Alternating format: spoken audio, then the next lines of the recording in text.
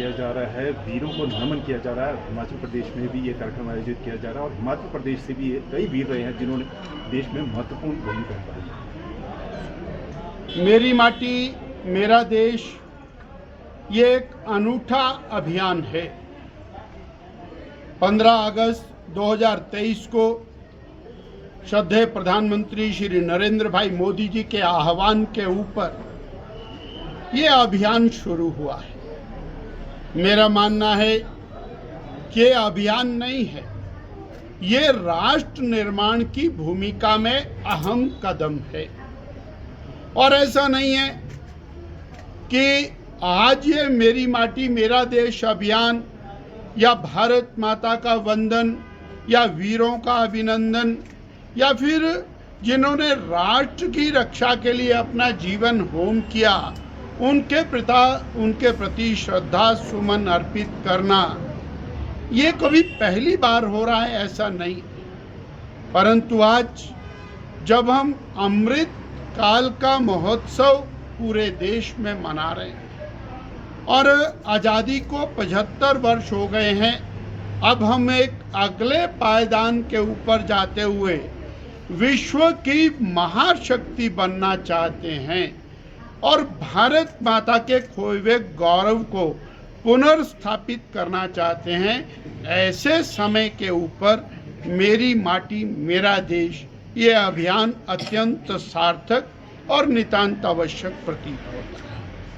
आज देश के प्रत्येक गांव में जाना, हर एक घर में जाना, भारत माता की जय का उद्घोष करते हुए एक चुटकी मिट्टी को लेना, ये बहुत महत्वपूर्ण है। वो चुटकी मिट्टी एक कलश में आएगी, वो कलश पूरे गांव में घूमता हुआ ब्लॉक पर जाएगा, जिला में जाएगा, प्रदेश में जाएगा और पूरे देश से एकत्र होकर के देश की राजधानी दिल्ली में जाएगा, जहां अमृत वन का निर्माण। अब ये इतना बड़ा भाव है, हम जरा विचार करें, हजारों साल से और महाकुंभ हुआ करते थे। 12 साल के बाद महाकुंभ आएगा, लाखों लोग हिमालय से लेकर के कन्याकुमारी तक अपने अपने स्थानों से निकल करके और वहां पहुंचना, जाकर के देशभक्ति के विषयों के ऊपर चर्चा करना और विसर्जित होकर के पूरे देश में जाके संदेश लेकर के जाना, ये क्रम आज ये माटी को एकत्र करते हुए अमृत वन का निर्माण वो दिल्ली में होगा। वो हजारों लाखों वीर जिन्होंने देश की आज़ादी के लिए अपना सर्वस्व होम किया, उनको गांव-गांव में स्मरण करना, वो सीमाओं की रक्षा के ऊपर अपना बलिदान देने वाले हमारे महान बलिदानी सैनिक, उनके प्रति श्रद्धा सुमन अर्पित करना, उनके शिला फलकम जगह जगह गांव में लगाना, तिरंगे के साथ उनको सलामी देना और मिट्टी वहां से लेकर के भारत माता का अभिनंदन करना, ये आज राष्ट्र भक्ति का ज्वार भाटा पूरे देश के अंदर खड़ा उसकी प्रक्रिया है। साथियों, 5 प्रकार के प्रण इसमें लिए जा रहे हैं। अभी हम अंदर जाएंगे, आप उसको नोट करें।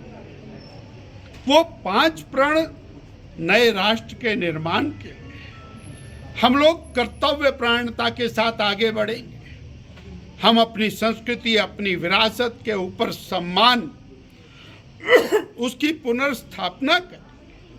ये मेरा देश एक था, एक है, एक रहेगा, ये प्रण हम वहां से लेंगे। इस प्रकार मेरी सहभागिता इस राष्ट्र के निर्माण में क्या होगी, ये प्रण लेते हुए हम राष्ट्र निर्माण की भूमिका के अंदर लगेंगे।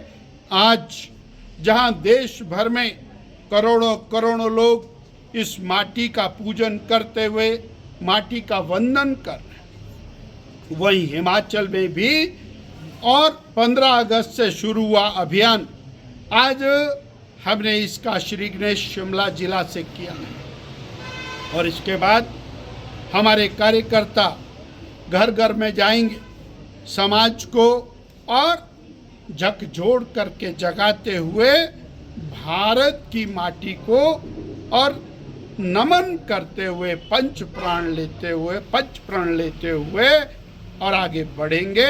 इतना संदेश आज के दिन मुझे दिया। सर, वहीं पर पूरे देश भर में वन नेशन वन इलेक्शन को लेकर चल रहा है, तो कांग्रेस ने इस पर कहा है कि भाजपा का ये एक और जुमला है।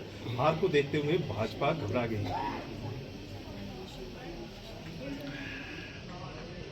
कांग्रेस पार्टी को हर चीज जुमला नजर आती है। देश बदल रहा है।